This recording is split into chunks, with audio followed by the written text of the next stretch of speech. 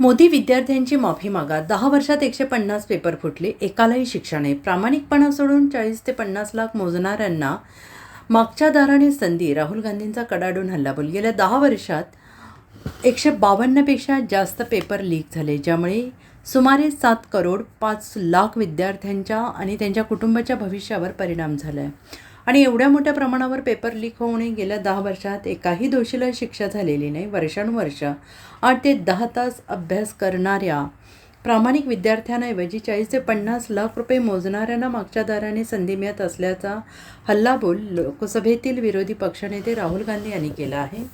धर्मेंद्र प्रधान अपयशी शिक्षण मंत्री ठरल्याचा हल्लाबोल त्यांनी केला आहे. राहुल गांधी यांनी पत्रकार परिषद घेत 3 मागण्या मोदी सरकारसमोर मांडल्या आहेत. राहुल यांनी धर्मेंद्र प्रधानांचा तात्काळ राजीनामा, विद्यार्थ्यांवर अमानुष आणि अत्याचार करणाऱ्या पोलिसांवर कारवाई करण्यात यावी, मोदींनी विद्यार्थ्यांची माफी मागावी, अशी मागणी राहुल यांनी केली आहे. विद्यार्थी दहशतवादी नाही, त्यांच्यावर पेलेट गन चालवल्या गेल्यामुळे राहुल यांनी म्हटलेलं आहे. भारत सरकारचे शिक्षण बजेट 1 करोड 4 लाख कोटी आहे. भारतीय कुटुंब नीट परीक्षेवर 1 करोड 32 लाख रुपये कोटी खर्च करतात.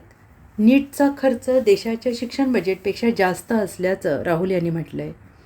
राहुल यांनी म्हटलं की मध्यमवर्गीय आणि गरीब शिक्षणासाठी सध्याची शिक्षण व्यवस्था परवडणारी उरलेली नाही. देश जेवढा निधी शिक्षण बजेटसाठी देतो, तेवढाच पैसा नीट परीक्षेच्या नावाखाली विद्यार्थी आणि त्यांच्या पालकांकडून वसूल केला जातो.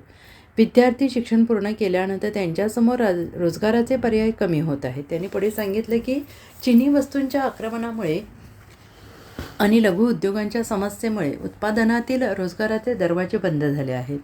बँकांचे कर्ज आणि आर्थिक पाठबळ केवळ मोजक्या मोठ्या व्यावसायिकांनाच मिळते. आर्टिफिशियल इंटेलिजन्समुळे या क्षेत्रातील नोकऱ्यांवर परिणाम होतो आहे.